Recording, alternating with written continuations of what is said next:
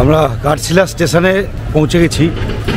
ঘাটশিলা স্টেশনে পৌঁছে আগে চাটা খেলাম, প্ল্যাটফর্মে চলে এসেছি। 3 নম্বর প্ল্যাটফর্মে ট্রেন দেবে হয়তো।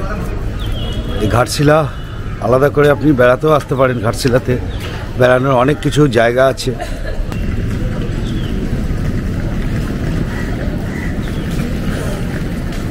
একটা সময় এই ঘাটশিলা ছিল বাঙালি অধ্যুষিত।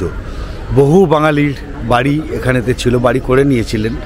বিভূতিভূষণ বন্দ্যোপাধ্যায়ের বাড়িও এখানেতে রয়েছে, সুবর্ণরেখা নদী রয়েছে। আর এখনও বহু বাঙালির বাড়ি কিন্তু এখানে রয়েছে। একটা সময় মানুষ এখানে হাওয়া বদল করতে আসতেন, জমি কিনতেন, বাড়ি বানাতেন। আর এখন অবশ্য সেই কেসটা কেটে গেছে। একসময় মানুষ যখন বেড়াতে আসতেন, যে শরীর খারাপ হওয়ার একটা ব্যাপার, মানে যদি হতো, ডাক্তার বলতেন যে হাওয়া বদল করে এসো, তো সেক্ষেত্রে মানুষ এই পশ্চিমে বেড়াতে যেত হাওয়া বদল করার জন্য।